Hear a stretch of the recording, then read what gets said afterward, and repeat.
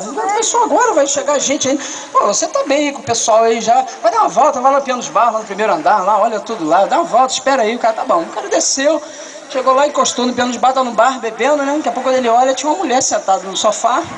A mulher foi mexendo no cabelo. A mulher mexendo no cabelo, olhou, deu mole, né? A mulher começou mexendo no cabelo, não sei o que, cara. Opa, agora eu vou me dar bem. Esse não. Tomando uísque. O cara foi, chegou pra perto e começou. Aí a mulher, pá, deu mole, o cara, opa, vou me dar bem agora. Aí o cara começou a desenrolar com a mulher. Aí, vamos sair daqui, tá cheio de gente, vamos um lugar mais tranquilo. Ah, vamos. Quando a mulher levantou, saiu a mulher. O cara falou, que desgraça é essa, meu Deus? Uma mulher bonita, a mulher começou a andar, né? Bom, eu comecei até o fim. Foi lá pro jardim, aqueles pés de coqueiro, bonito, a mesa, rolou um churrasco cedo, perto da piscina.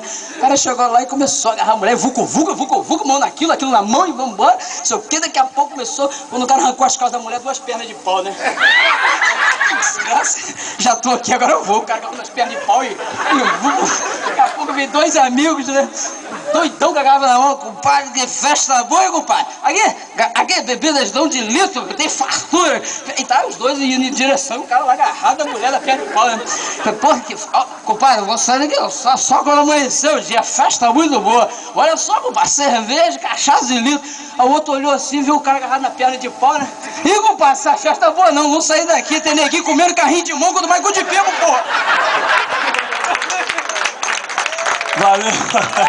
Valeu, galera.